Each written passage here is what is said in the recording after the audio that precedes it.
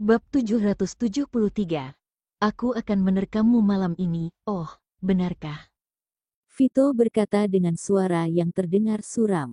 Albert ketakutan hingga tangannya menjadi dingin dan tersenyum kaku. Aku hanya bercanda, jika tidak nakal sehari, seluruh tubuh akan terasa tidak nyaman. Hehe, Vito mencibir. Albert merapatkan bibir dan tidak berbicara lagi. Vito sama sekali tidak berencana untuk membiarkan Albert berpura-pura tidak bersalah dan berbisik di sebelah telinga Albert, aku akan menerkammu malam ini. Albert berpikir di dalam hati, malam ini dia akan tidur dengan putrinya saja. Kina menatap Ezra, Kina berkata pada Ezra dengan nada sedikit gugup. Aku sudah pernah menjelaskannya kepadamu. Aku tidak marah kok. Di bawah meja makan, Ezra meremas tangan Kina dengan lembut. Setelah mendengarkan ini, Kina diam-diam menghela napas lega. Baguslah jika tidak marah, begitu Ezra marah maka dia akan menyiksa Kina di malam hari. Setelah makan malam, mereka tetap berada di situ selama beberapa saat. Saat mereka akan pulang, mereka menyadari bahwa Rafael dan wanita itu masih berada di dalam restoran. Setelah berjalan keluar dari restoran, Kina mendekati Vito dan bertanya, Vito, pasangan yang dibawa oleh Rafael, wanita yang sangat mirip denganku itu, siapa namanya? Ternyata wanita yang dilihat oleh Albert saat kembali ke sekolah kemarin, serta pria yang ditemui olehnya, mereka merupakan pasangan. Aku tidak tahu nama wanita itu, aku juga belum pernah melihatnya muncul di publik, Vito berkata, dan berkata lagi, beberapa tahun ini aku tidak pernah melihat bertemu wanita lain selain ibuku. Beberapa kalimat terakhir ini dikatakan untuk didengar oleh Albert. Apakah wanita itu pernah melakukan operasi plastik? Albert menoleh dan melihat Kevin. Petik terbalik Albert, pertanyaanmu ini benar-benar bisa membuatku mengira bahwa aku mempunyai penggemar.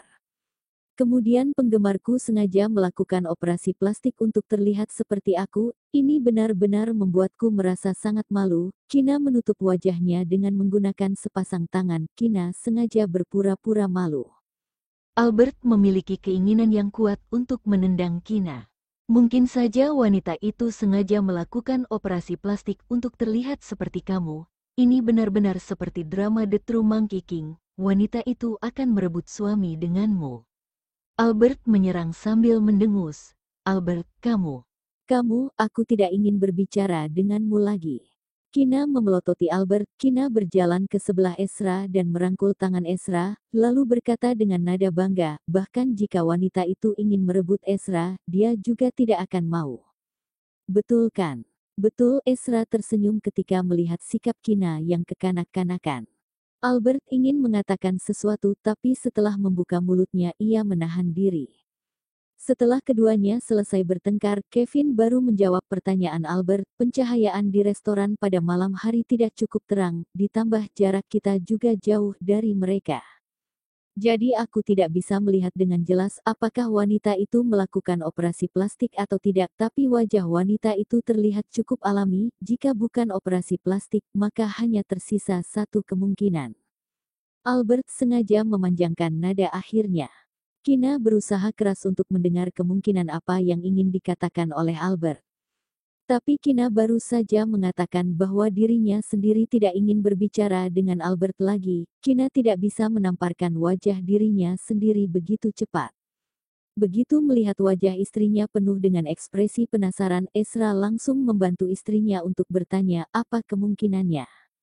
Aku tidak berani mengatakannya, aku takut Kina akan memukulku, ini bukan lelucon. Albert merasa bahwa jika dirinya sendiri benar-benar mengatakannya, Kina pasti akan memukulnya sampai mati. Albert ingin mengatakan bahwa jika wanita itu tidak melakukan operasi plastik, maka kemungkinan yang tersisa adalah Kina memiliki wajah yang dimiliki banyak orang, sehingga bisa bertemu dengan orang yang terlihat seperti Kina di mana-mana. Kina mendengus dan tidak bicara. Setelah mendengar perkataan Albert, itu pasti bukan kemungkinan yang baik, jadi lebih baik ia tidak perlu mendengarkannya. Setelah kembali ke rumah Okto, Albert tidak lupa bahwa seseorang mengatakan bahwa dirinya sendiri akan memakannya malam ini. Albert membersihkan kamar tamu, lalu membawa Dea untuk tidur bersama dengannya di kamar tamu. Setelah memandikan Dea, seseorang langsung muncul di kamar tamu.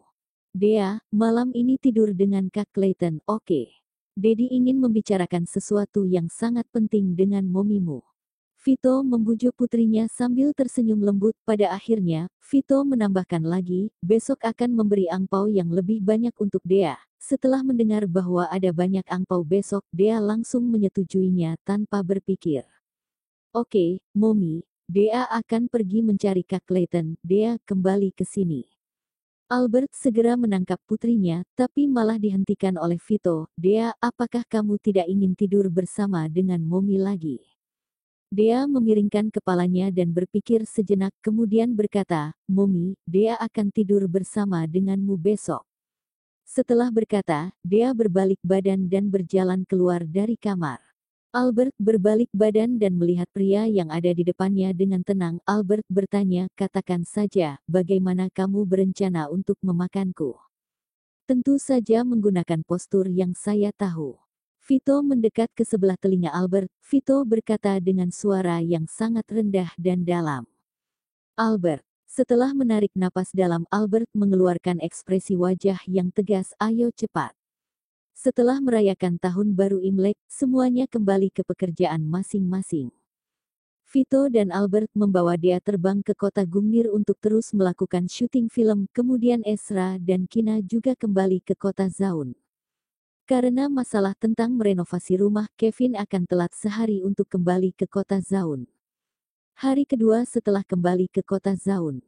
Pada sore hari, Ezra kembali dari markas setelah pulang kerja. Ezra makan malam sambil berkata pada Kina yang duduk di depannya, aku menerima panggilan masuk dari Kevin hari ini. Kevin mengatakan bahwa wanita yang dibawa oleh Rafael mencarinya.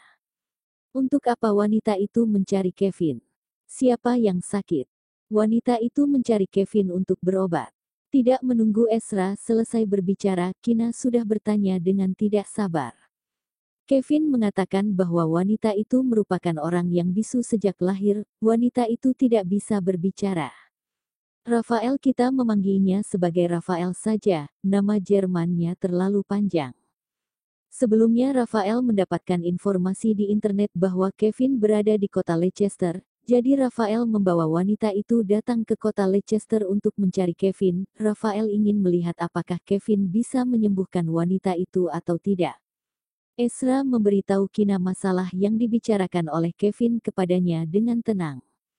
Ezra menebak bahwa Rafael seharusnya melihat Kevin saat makan malam di restoran, kemudian baru bisa menemukan Kevin dengan mudah. Lalu, apakah bisa disembuhkan? Siapa nama wanita itu? Kina menanyakan serangkaian pertanyaan dengan nada penasaran.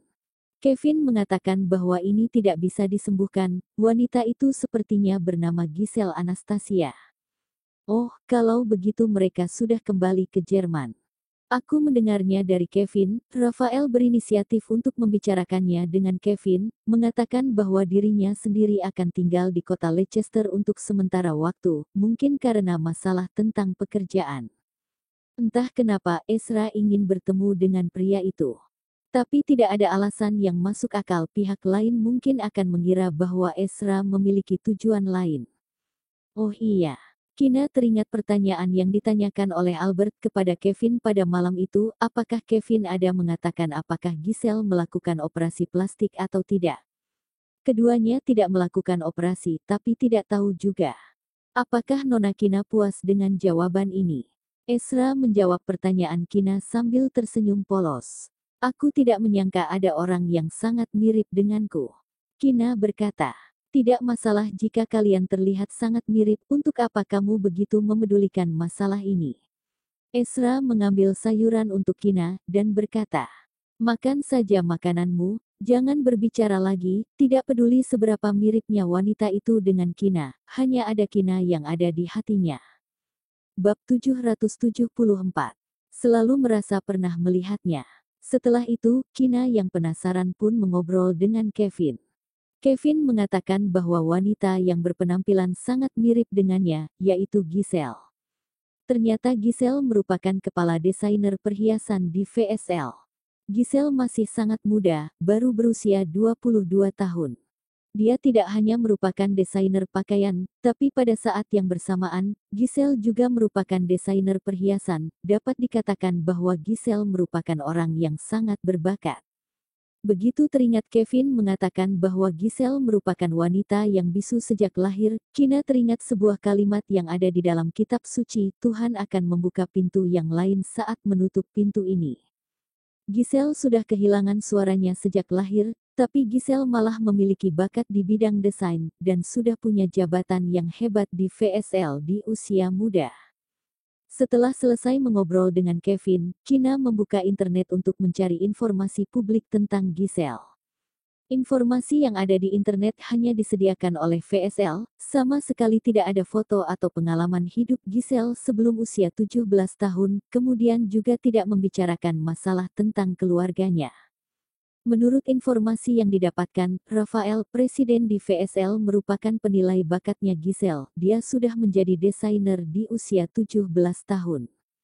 Kehidupannya berubah menjadi luar biasa dan semakin dewasa, gaya desain Giselle jadi semakin bagus. Desainnya tidak terpengaruhi oleh dunia luar. Apalagi dalam 2 tahun terakhir, Giselle memenangkan banyak penghargaan. Semakin membacanya, Kina semakin merasa bahwa orang seperti ini benar-benar sangat keren. Di malam hari, setelah menyelesaikan pekerjaannya di ruang kerja, Esra kembali ke kamar. Begitu melihat Kina duduk di sofa dengan wajah penuh senyuman manis, ia langsung bertanya, "Kina, apa yang kamu lihat?"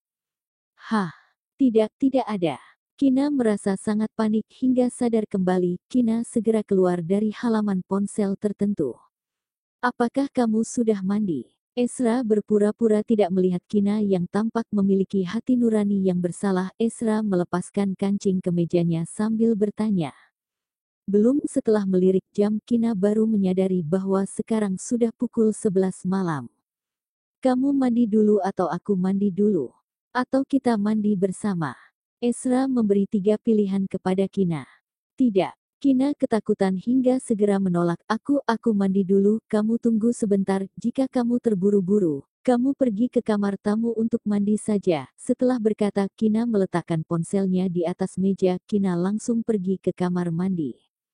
Setelah mendengar suara menutup pintu kamar mandi, setelah mengerang selama beberapa detik, Esra mengambil ponsel Kina dan membuka kuncinya. Esra mengklik ponselnya, ada beberapa halaman internet yang terbuka. Dia langsung tertarik oleh beberapa kata di halaman internet pertama. Esra mengklik halaman itu dan membaca sebuah konten teks sekilas, kemudian ekspresi wajahnya berubah menjadi sedikit halus. Kina masuk ke dalam kamar mandi, dan sudah mengisi air ke dalam bak mandi. Sekarang baru teringat bahwa dirinya sendiri tidak mengambil pakaian dalam, celana dalam dan juga piyama. Kina baru saja membuka pintu kamar mandi, Kina sudah melihat Esra sepertinya sedang memeriksa ponselnya. Begitu teringat apa yang baru saja dilihat oleh dirinya sendiri, Kina berteriak dengan kaget, "Esra, untuk apa kamu periksa ponselku?" "Tidak ada." Esra menyangkal dengan nada polos. Esra berkata lagi, "Aku sama sekali tidak tahu sebelumnya." "Kina, ternyata kamu melihat cerita jorok tanpa sepengetahuanku." "Oh tidak, novel jorok. Yah, sebenarnya ini wajar saja sih, tapi apa bagusnya melihat hal semacam ini?" Begitu membaca hal yang membangkitkan gairah, tapi penulis malah mengatakan sebuah kalimat petik terbalik, "Matikan lampu, semuanya bayangkan saja sendirian, karena hal ini juga akan berlalu." "Esra, aku tidak melihat novel jorok." Kina mengoreksi perkataan Esra dengan wajah memerah. Kina sedang melihat novel dengan plot yang sangat singkat. Kina sudah melihat novel ini selama setengah bulan. Kina baru saja melihat adegan di mana peran utama pria sedang menindih pemeran utama wanita untuk pertama kalinya. Tapi Esra sudah kembali ke kamar. Oke, bukan novel jorok." Esra meletakkan ponsel di atas meja. "Bukankah kamu ingin mandi? Kenapa kamu keluar lagi?" "Aku lupa untuk mengambil piyama." Wajah Kina masih memerah. Kina tidak berani melihat Esra. Kina menundukkan kepala dan berjalan ke arah lemari baju. "Kamu sudah melihatnya sampai adegan yang mana? Apakah kamu sudah melihat adegan di mana peran utama pria dan wanita mandi bersama?" Ezra berjalan kemari. Ezra bertanya pada Kina dengan nada yang rendah. Tutup mulutmu, jangan berbicara. Meskipun di novel itu hanya menceritakannya dengan singkat, tapi aku merasa bahwa kita bisa melakukannya juga kok. Tidak tahu kapan Ezra sudah berdiri di belakang Kina. Ia mengangkat telapak tangan yang hangat dan memegang tangan Kina yang sedang membuka pintu lemari. Kemeja yang tipis sama sekali tidak bisa menutupi suhu tubuhnya yang panas. Dada Ezra menempel di punggung Kina. Kina merasa bahwa punggungnya sangat panas, pipinya memerah dan terasa panas. Aku tidak mau melakukannya denganmu. Kamu, jangan dekat-dekat denganku. Suara Kina terdengar sedikit gemetar, jantungnya berdetak sangat kencang. Gak apa-apa kalau kamu tidak mau, yang penting aku mau.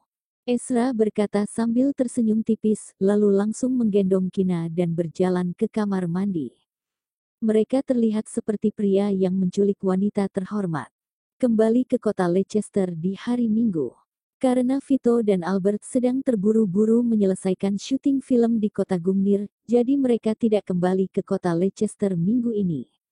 Ada pesta makan malam yang cukup penting di hari Sabtu. Itu merupakan pesta yang diselenggarakan bersama oleh keluarga yang kaya di negara R, kemudian keluarga Okto yang menjadi keluarga kaya yang pertama di negara R. Keluarga Okto pasti harus menghadirinya.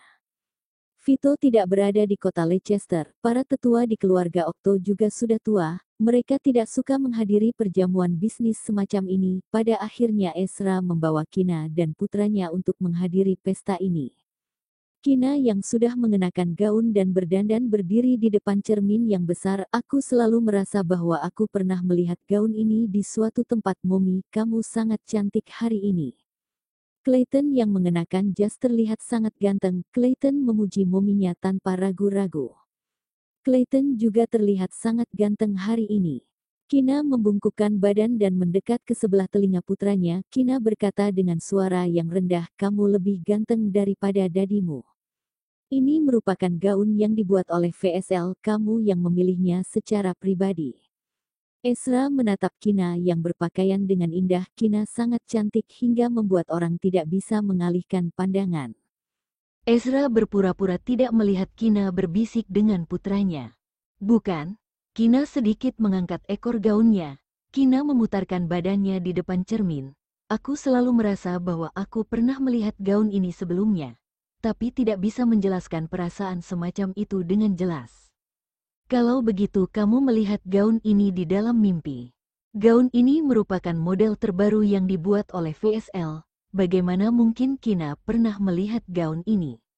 Oke, kalau begitu aku melihat gaun ini di dalam mimpi.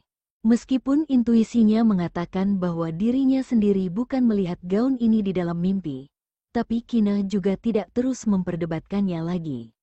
Setelah itu, Kina memegang tangan putranya. Mereka bertiga berjalan keluar dari toko penata rias, kemudian berangkat ke hotel untuk menghadiri perjamuan. Saat tiba di perjamuan, banyak orang sudah tiba di tempat. Hal yang mengejutkan Ezra adalah Rafael juga datang ke sini. Kemudian juga ada kepala desainer di VSL, Giselle. Meskipun ini merupakan perjamuan yang diselenggarakan bersama oleh keluarga kaya di negara R, yang diundang merupakan keluarga kaya di negara R, tapi sesuai dengan identitas Rafael, jika Rafael ingin menghadiri perjamuan ini, itu sama sekali tidak sulit. Banyak orang di lingkaran ini yang tahu bahwa Ezra merupakan orang yang tidak ikut campur dalam urusan bisnis. Oleh karena itu, bahkan jika Ezra merupakan tuan muda kedua di keluarga Okto, kakak keduanya presiden di KRC International, tapi hanya sedikit orang yang benar-benar ingin berbicara dengan Ezra. Ezra juga merasa sangat santai dan nyaman.